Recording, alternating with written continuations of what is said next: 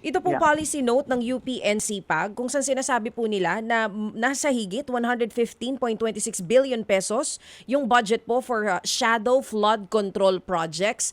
Ano po ito? Nakuha na po namin yung report. Opo. Nakuha na po namin yung report na ito. Ang sinasabi ng NCPAG po ay, kasi meron pong mga under the budget ng DPWH nung nakaraan, meron pong talagang flood control na project.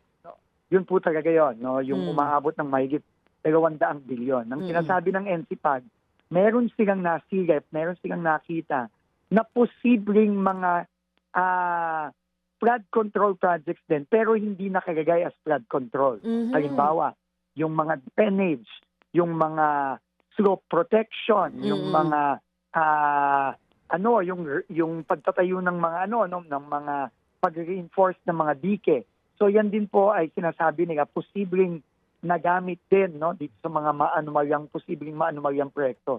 So nakuha na ho namin yung buong report ng NCPAG at yan po ay pinapaaral na rin po natin. Alam niyo, Sir Ted, Ma'am Cha, I cannot even describe to you kung gaano kadaming mga proyekto to. Ang dami po nito talaga, libo-libo na po ito, So, kaya po tama po yung sinabi ni Sir Ted, kailangan po may sistema.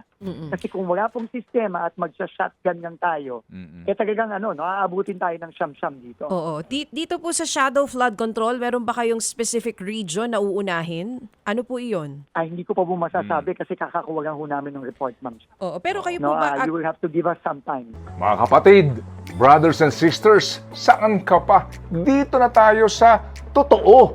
Dito na tayo sa True FM. Mga kapatid, mag-subscribe and follow po kayo sa social media accounts ng True Network PH. Yan po kami. Hanapin nyo lang True Network PH, Facebook, Instagram, YouTube, TikTok, and podcast.